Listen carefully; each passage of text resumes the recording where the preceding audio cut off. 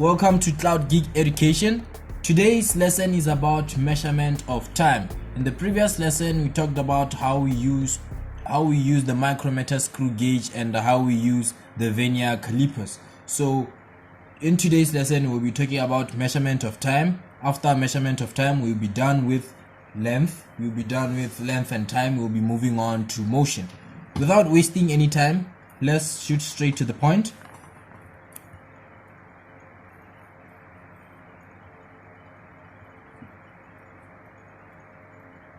Measurement of time, right?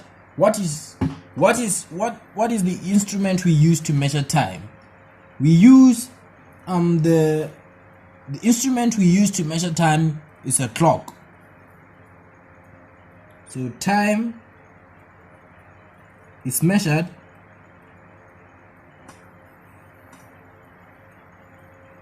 using a clock. We use a clock to measure time. For example, let's say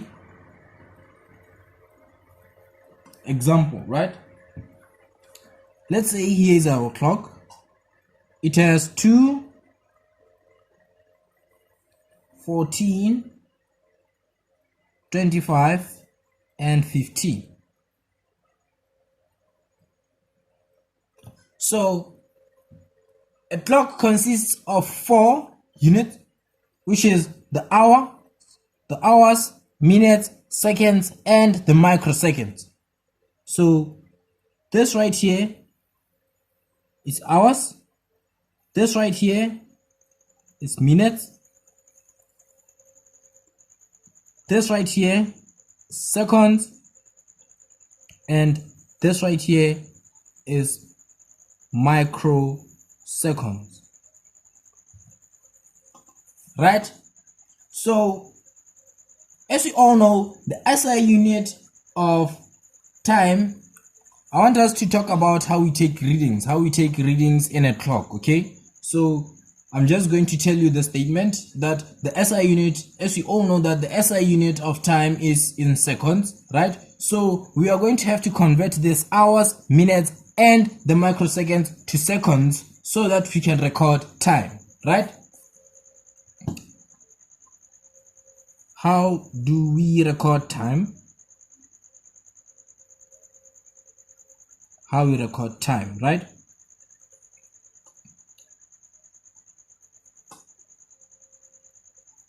SI unit of time is seconds. So you convert the hours, minutes and the microseconds to seconds.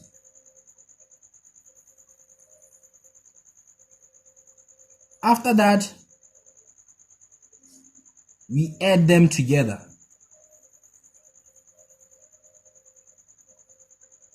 We add them together to get time. In seconds,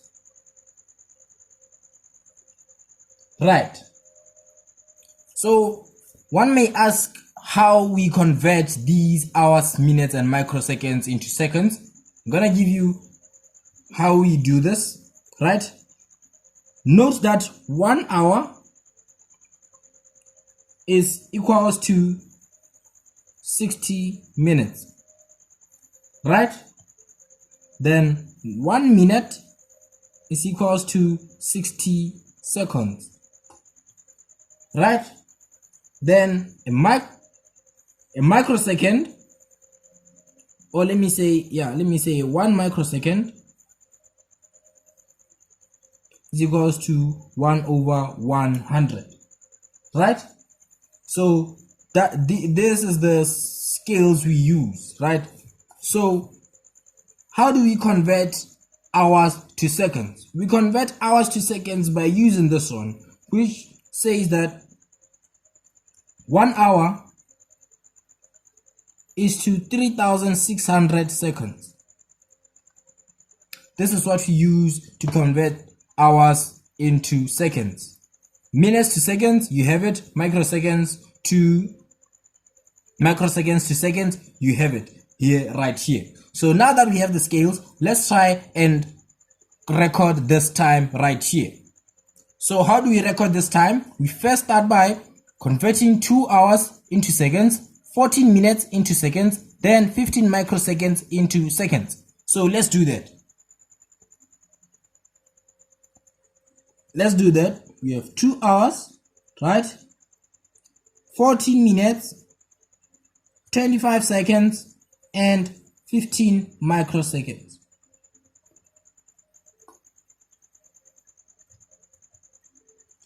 Seconds do not change. We don't convert them because they are already in seconds. So 25 doesn't need to be changed, right? So let's convert 2 hours into seconds. We use our scale which says 1 hour is to 3,600 seconds, right? What about 2 hours? 2 hours is equals to, let's say, x. Now we are going to use the Z method. I'm going to teach you the Z method because you usually cross multiply, but it's just the same thing. The Z method says that this x right here is equals to 2 hours, multiplied by 3,600,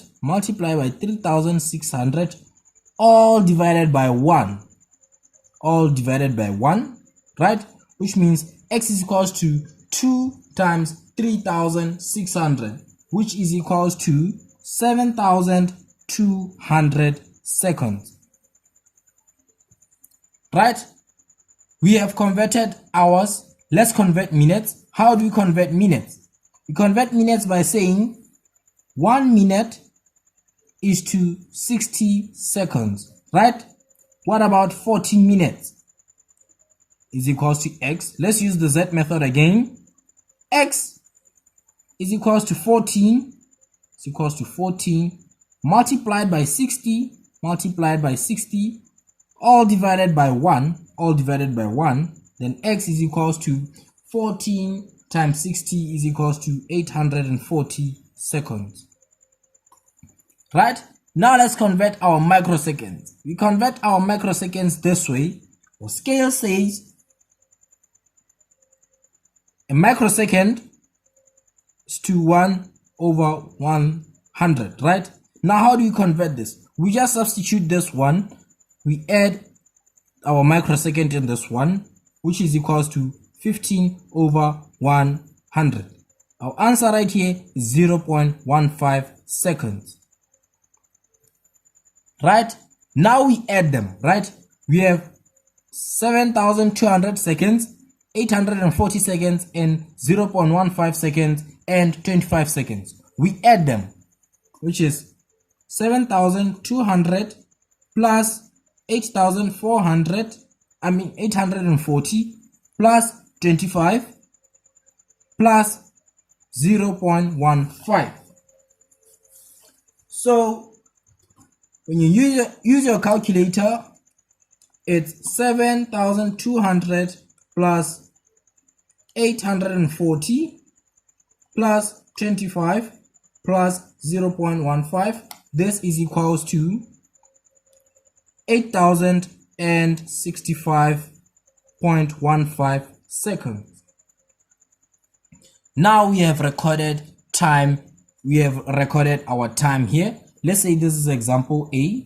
Now let's move on to example B. Example B.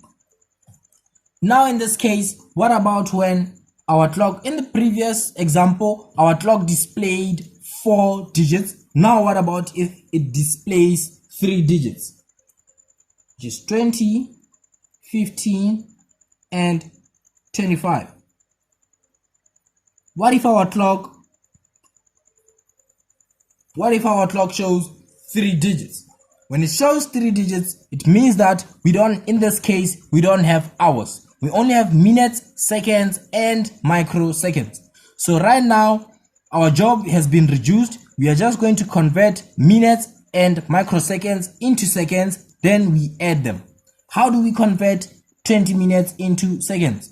Our scale says 1 minute is to 60 seconds, right? What about 20 minutes is equals to x. When you use the Z method, x is equals to 20 multiplied by 60 all divided by 1, which means 20 divided by 60 gives us 1200 seconds. Right? Now let's convert our microseconds. Right? We have 1 over 1100, which is equals to 25 divided by 100. This right here is equals to 0.25 seconds. Now we add them.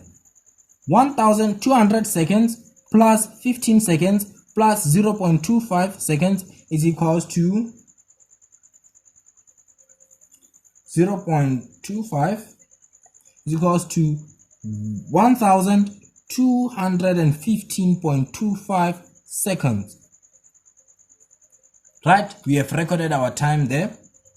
Let's move on to example C. In example B, our clock just exposed only 3 digits. What if our clock now shows us 2 digits? What if our clock shows only 2 digits? This means that we only have the seconds and the microseconds, right? And the microseconds are usually wrote in small digits. Let me do this: 45 and 18. Right? Now, what are we going to do in this case? It means that we are only going to convert the microseconds into seconds. How? 1 over 100 is equals to 18 over 100. This is equals to 0.18 seconds. Right? Then 45 seconds plus 0.18 is equals to 45.18 seconds. We have recorded our time here in the clock. I think the examples are enough. So let's move on. Let's talk about a simple pendulum now. A simple pendulum.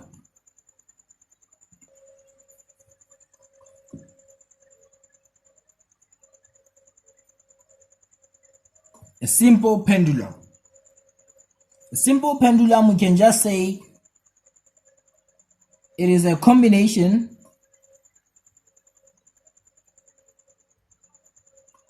of a string and a bulb. A combination of a string and a bulb. What are simple pendulums used for? We use simple pendulums to regulate movement of clocks. Yes, we can just say that. We can say we use them to regulate movement of clocks.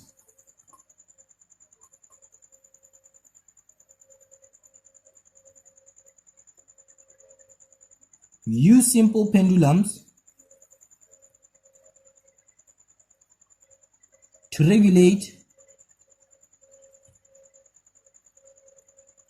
movement of clocks. Right?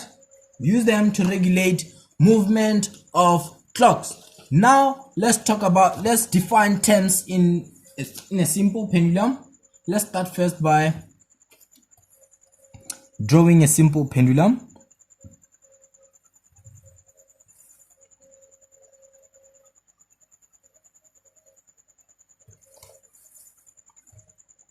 Let's draw a simple pendulum. Right?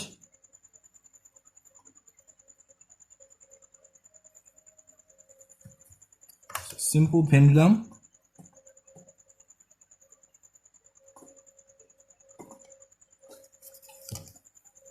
Let me draw this one so that I can explain something. I want to explain something. So I'll have to draw this one.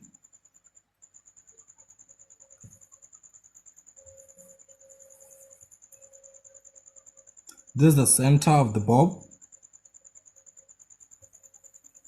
It's the center of the bulb.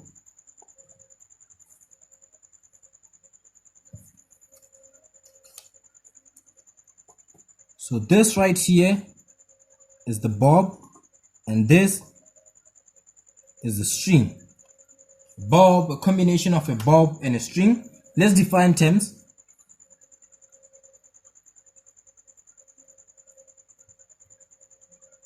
Definition of terms. We have length,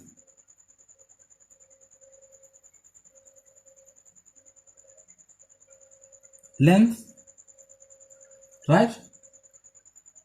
So length is considered from point of suspension to the center of the bob. Point of suspension to center of the bob, that's the length.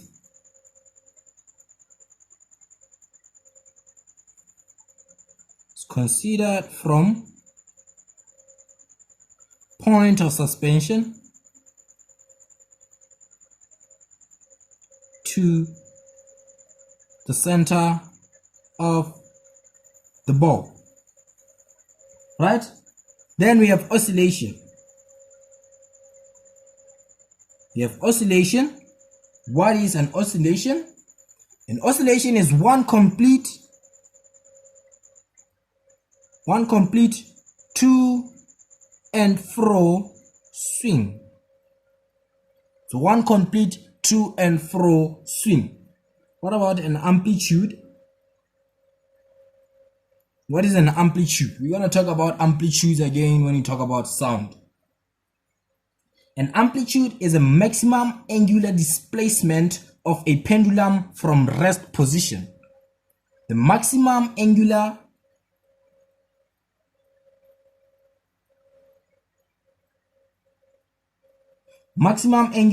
displacement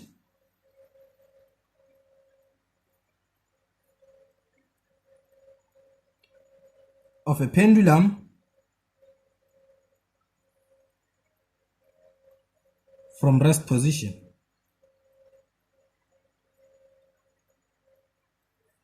We can use theta to mark an amplitude, angular displacement of a pendulum from rest position, right? Let's talk about the period. It's usually represented by letter T. What is a period? Period is the time taken by a pendulum to oscillate.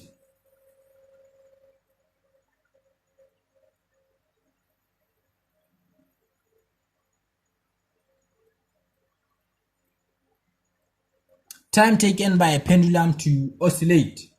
Let's talk about frequency.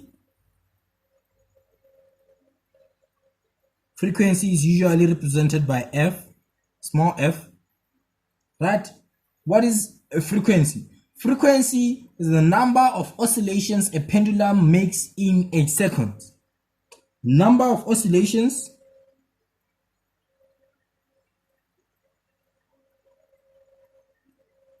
a pendulum makes in a second.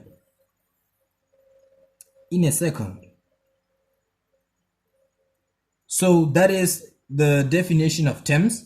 So the frequency, let me show you the relationship between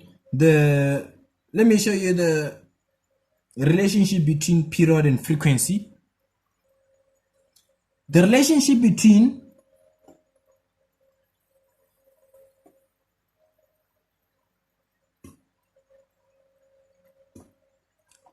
period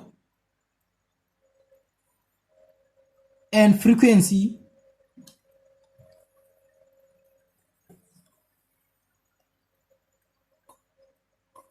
is represented by